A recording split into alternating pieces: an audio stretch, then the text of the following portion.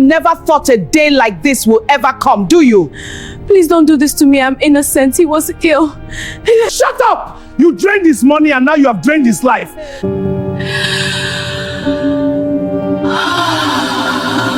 I've lived wisely and saved for my future. Now I've lost it all and there is no one to run to. How my life? What would you do if your husband died today and everything you depended on vanished overnight? This is the story of a woman who had everything: money, luxury, comfort, until one day she lost it all, or so she thought. Greg was a man every man in his town envied. He worked hard from his youthful days and built his wealth through determination and smart business moves. He owned companies in Lagos and Abuja, imported luxury cars, and had large plots of lands in different cities. But among all he had, nothing brought him more joy than his family, his beautiful wife Becky, and their two lovely children, Junior and Anita. Becky was every man's dream at first glance: tall, fair, and full of charm. She knew how to smile at the right time and how to speak softly to win her way through. Greg adored her deeply and made sure she lacked nothing. Trips to Paris, Dubai, and London became a normal part of her life. Her wardrobe was filled with designer clothes, gold jewelry, imported wigs, and perfumes that could be smelled from the gate. To her, life was all about enjoyment and admiration. But as time went on, Greg began to notice that Becky's love for material things grew stronger and obviously becoming wasteful and unbearable. A circle of friends consisted mainly of women who competed with one another in showing off their husband's wealth. She would call Greg during honey, meeting it's me. just to say, "Honey, can you please send 10 million to Amaka? Her birthday is tomorrow and I promise to sponsor a trip." Greg would frown, but out of love, he would still approve it. At first, it was funny, but later it became tiring. Becky no longer saw spending as a privilege, it became her right. She quit her job at her Honey, I quit my job today. claiming that her boss wanted her to work weekends. "How do you expect me to take care of my kids?" she said, rolling her eyes dramatically. Greg, though worried, agreed and promised to get her another job with one of his friends. But Becky refused. "Honey, why must I work when you have all the money needed? Let me just live my baby girl's life while you do all the work for the family," she said, hugging him and kissing his cheeks. Greg sighed deeply. Love blinded him, but his mind started to whisper that he might have created a monster he couldn't control. Days turned to weeks, and Greg's patience began to run thin. Every morning, he would get a debit alert that made his heart jump. Sometimes it was 5 million naira, sometimes 10. Each time he asked Becky what she did with the money. Becky, what did you do with the money? I spent the money for small shopping for myself and the kids. For myself. But when Greg saw a debit amount of $20,000 one evening, his hand shook. He looked at the message again, thinking it was a mistake. "Becky!" he shouted from his study, but she didn't respond. Then he remembered she had traveled to Dubai with the kids for her friend's birthday. He felt his heart tightened. $20,000? For what? When she returned, Becky walked into the house like a queen returning from a coronation. The children ran around showing off their new clothes, shouting, "Daddy, see my sneakers," and "Daddy, see my gold chain." Greg smiled weakly, trying to hide his anger in front of them. But when the children left the room, he faced his wife. "Becky, what did you do with $20,000 for?" he asked quietly. "Shopping," she replied casually. "Is that a problem?" Greg was speechless. "Becky, $20,000 is not a small money. You could have asked me first." She frowned, folding her arms. "Greg, you are embarrassing yourself. You have money. Why are you shouting over what you can easily replace? Stop acting like a poor man." Greg's jaw tightened. For the first time, he saw a stranger in his wife. No remorse, no apology, just arrogance. He stood up and walked away silently, his mind boiling with anger. That night, he could not sleep. Becky snored peacefully beside him, unaware of the sun building in his heart. He stared at the ceiling and whispered, "I must teach her a lesson she would never forget." A month later, while they sat together in the sitting room watching a movie, Greg spoke softly as though nothing had happened. "Honey," he said, "I will be taking a break from work next week. Since the kids are on holiday, I think we should all travel together. Becky's face brightened immediately. Really? That's great news. Where are we going this time? Maldives? Dubai again? Or maybe Switzerland? She asked excitedly, her eyes shining. Greg smiled faintly. No, we will be going to my village. Her face dropped instantly. Village? Greg, what do you mean village? With all the lovely places in the world, you want to take me to a mosquito camp? Greg laughed gently, hiding his plan behind a calm face. It's been long since we visited. The house I built there is beautiful too. You designed it yourself, remember? Besides, the children need to know where they come from. Becky eased softly. Greg, you know I can't stand that kind of environment. My skin can't undo that. Greg held her hand. It's not as bad as you think. Just come. It's home away from home. After much argument and persuasion, she finally agreed, though reluctantly. Fine, but if mosquitoes bite me, you will explain to my skin therapist, she said jokingly, rolling her eyes. A few days later, they packed their bags and began their journey to the village. The moment they arrived, Becky's mood changed. The people gathered to welcome them. Children ran around shouting, "Welcome!" as they waved. Greg's heart melted with joy, but Becky kept her face straight, pretending to smile. They settled into the big house Greg had built, a modern mansion in the middle of the village. Becky was surprised to see that the house had modern facilities, air conditioners, flat-screen TVs, and even a mini swimming pool. Slowly, her mood began to soften. She hasn't been there since they completed the building. The following days were filled with activities. They visited the local streams where women fetched water, the mountain where... See that mountain, Becky? That's where I played as a kid. And the bustling market square what beautiful produce! With smiles. Wow, so many oranges! Let's get some. They played with the villagers and danced during the evening drums. For the first time, Becky saw happiness that money couldn't buy. But just when she started to feel a little warmth towards the simple life, something unexpected happened. 2 weeks after their arrival, Greg fell seriously ill. He started with a fever and body weakness. At first, Becky thought it was just malaria, but by the next day, his condition worsened. Doctor, please come quickly. My husband is very sick. He's so weak. I'm really scared. Please hurry. The doctor arrived the next morning and went straight to Greg to attend to him in the bedroom, while Becky waited in the living room, pacing back and forth. Her heart raced as she prayed silently. After some minutes, the doctor came out, looking pale and sad. Becky rushed to him. Doctor, how is he? What's wrong with my husband? The doctor sighed, his eyes downcast. Becky, please be strong for your children, he said softly. Becky froze. What do you mean be strong for my children? Where is my husband? Let me see him, she shouted. The doctor held her shoulders gently. Please calm down. It's God's will. A scream echoed through the compound. She ran towards the room, but the doctor stopped her. Becky, please, don't go in there yet, he said. She pushed his hands away, crying uncontrollably.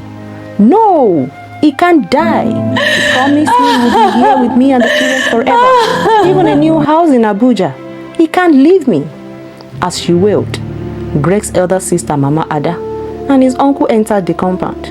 They had come because Greg had called them days earlier, saying he had something important to give them. When they heard Becky's cry, they rushed inside. Seeing the doctor's sad face, they understood immediately. Mama Ada screamed, "Oh, my brother! Greg! Why now?" Then she turned to Becky, her eyes full of fury. "You killed my brother!" she shouted, pointing at her. "He told us about your wickedness." She lied. "Now you have finished him." Becky fell to her knees crying. "No, Mama Ada, I didn't do anything. He was healed." Greg's uncle joined in the shouting. "We warned him about you. You drained his money. You drained his money and now you have drained his life." The compound became chaotic. Villagers gathered around whispering and murmuring. Some pitied Becky, while others nodded in agreement with the relatives. The doctor, unable to control the situation, picked up his phone and made a call. "Hello, Barrister Dan. Please come quickly. It's about Greg," he said quietly. Becky sat on the ground, her hair scattered, her face dripping of tears. The once proud and glowing woman now looked broken and lost. Her mind raced with confusion. Why did her husband die so suddenly? And why did the doctor call the lawyer? Something felt strange. But she was too weak to think. All she could do was cry, unaware that her husband's last plan for her was just beginning to unfold. The news of Greg's death spread around the village like wildfire. People gathered outside the compound whispering and shaking their heads. But inside the big house, chaos had taken over. Becky sat on the floor, holding tightly to their wedding picture as if it could bring her husband back to life.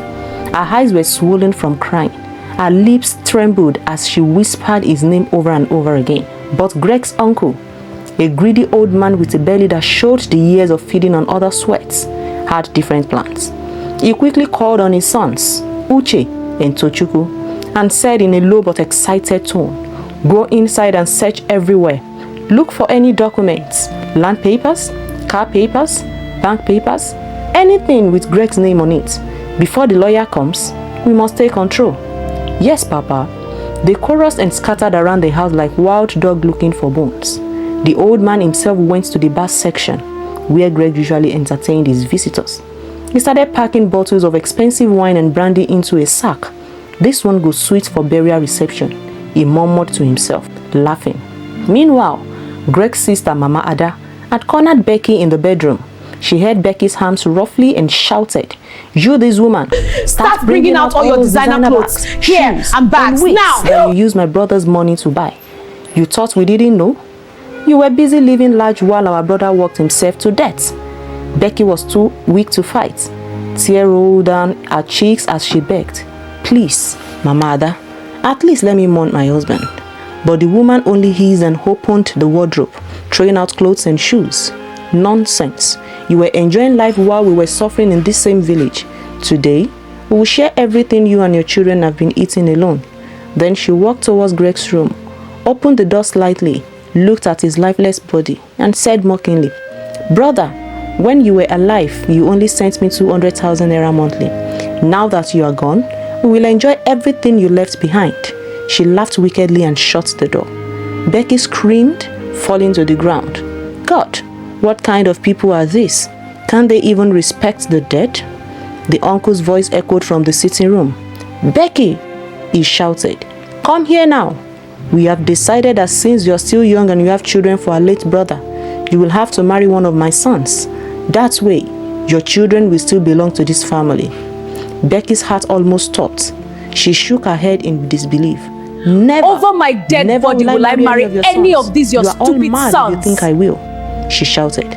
"Then you will see madness," the uncle said, signaling the sons. They moved closer, but Becky ran into the children's room. To her horror, the door was locked. "Please the open children the door." were trapped inside. "Junior, Anita," she cried, banging on the door. "Mommy, Mommy, the locked us doctor's in." inside. The children's voices came faintly. She broke down, weeping uncontrollably. Why are they treating me Everything like was this? happening too fast. It's unfair. They had seized her phone, taking Greg's phone, and now they were turning the house upside down. She had no one to call, no one to run to.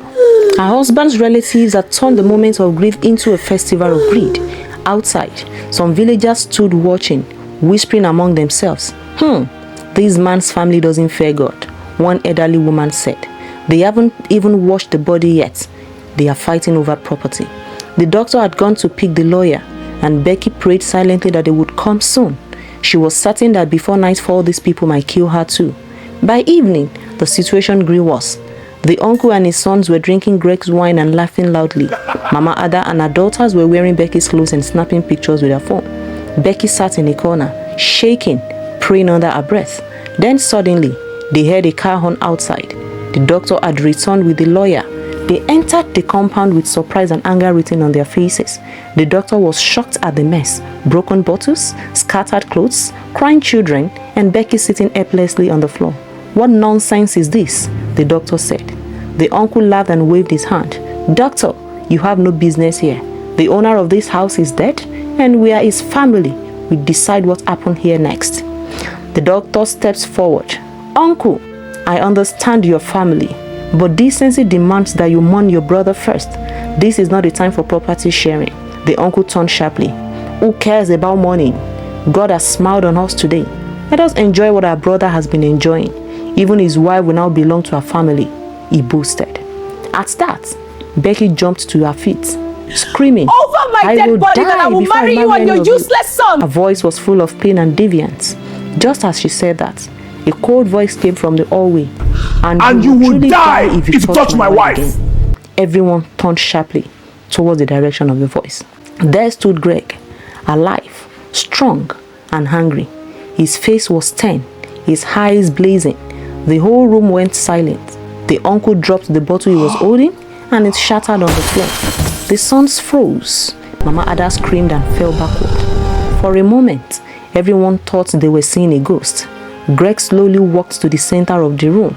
His steps were heavy. Did I die so that you for all you could to share my expose your properties wickedness? and maltreat He asked my in wife? a calm but dangerous voice. Becky's mouth fell open. She could not move. Greg, you are alive? She whispered, her voice trembling. He walked up to her, touching her cheek gently, and said, Yes, my love, I am alive. Please calm down. I will explain everything. The relatives began to murmur, confused and scared. The uncle stammered. Greg, we thought you were dead. Yes, we thought you died. Yes, Greg interrupted. And that was exactly the plan. A plan to test the heart of the woman I married and teach her a lesson to be conservative with money, especially if the worst happens and I am no more, so that she can have enough savings to care for her children. But it is a shame and heartbroken that the hearts of those that I call family are even darker than I could ever imagine, he said bitterly. Then he turned to Becky. I am sorry. I want you to stop your wasteful lifestyle. It's becoming exhausting, and I want you to learn to be conservative for our junior. Understand that life can change at any time. What if I had truly died? You had no savings, no job, and no plan for our children. I wanted you to see how fragile everything is. Becky stood speechless, tears streaming down her face. Greg, you almost killed me, she whispered. You made me believe I was all alone in this world. Do you know how much pain I felt? Greg's eyes softened. He held her hands and said, I know, my dear. I didn't imagine my family would behave wickedly. I thought they would at least protect you and our children until I returned. But now I see their true colors. You see, my dear, this lesson was not just for you. It was also for me. The uncle tried to sneak out quietly. If you move an inch, I will deal with you. Uncle, you will learn a bigger lesson today for trying to steal from me. He signaled to the gateman, and 2 police officers walked in. Officers, Greg said calmly, these are the people who broke into my home, assaulted my wife, and attempted to steal from me. The officers moved quickly, handcuffing the uncle and his sons. They take them away! Greg, uncle, please forgive us. We are your family. I can, Greg replied coldly, because you stopped being family the moment you tried to destroy mine. We were only angry. Please forgive us. Greg, I will never forgive you for all you have done to my family. Angry. Greg shook his head. Angry enough to steal from a dead man? Angry enough to lock up innocent children? He turned to the lawyer. Make sure they face the law. I will not let this go unpunished. As the police took them away, Becky broke down crying again.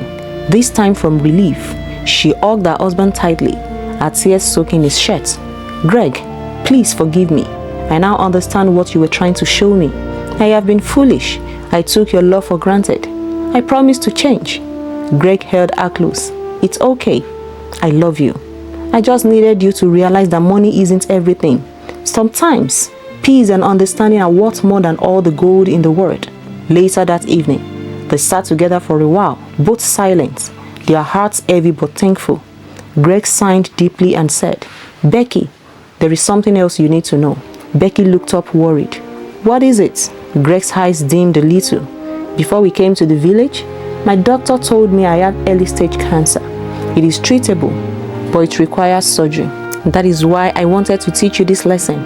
In case something ever happens to me, you will know how to stand strong for our children. I didn't want my sickness to destroy you. Becky gasped, holding her face into her hands. No, Greg, don't say that. You will not die. You will be fine. He smiled faintly. I will try, my love. But if I don't make it, promise me you will take care of the children and live wisely. Promise me you will work hard, save, and teach them values. She nodded quickly, crying again. I promise, Greg. I promise with my life. The next day, They packed up quietly and left the village. The villagers watched them drive away, whispering about how strange the whole event had been. Some said Greg rose from the dead, others said it was a miracle. But for Greg and Becky, it was a second chance, a painful but powerful awakening. Back in the city, the hospital prepared Greg for surgery. Becky stayed by his side every day, feeding him, praying, and talking to him softly. Gone was the proud woman who measured her worth by luxury. In her place was a humble, graceful wife who had tasted both the sweetness of wealth and the bitterness of loss. On the morning of the surgery, Becky knelt beside Greg's bed, holding his hands tightly. "You will come back to me," she whispered. "God will not take you away." Greg smiled weakly. "I will try, my love. Remember, whatever happens, live wisely." Hours later, the doctor came out of the theater smiling. The surgery was successful, he announced. Becky screamed with joy and fell to her knees, thanking God. When Greg woke up later that evening, Becky was beside him, her face glowing with tears of happiness. She kissed his hand gently and said, "From now on, no more wasteful spending. I will live responsibly. I will even take that job at your friend's company." Greg smiled proudly. "That's my Becky. That's all I ever wanted from you. To be strong and to be wise." The children ran in, jumping on the bed and shouting, "Daddy, you are alive." The room was filled with laughter and love. Greg recovered fully, and though the experience had shaken him deeply, he was grateful for the lesson it brought. His love for Becky grew stronger, now built on understanding and not just wealth. Dear viewers, share with us what you have learned from this story in the comment section. If you would love us to upload more intriguing stories like this, kindly subscribe to this channel, like, share. Until next time, love you all.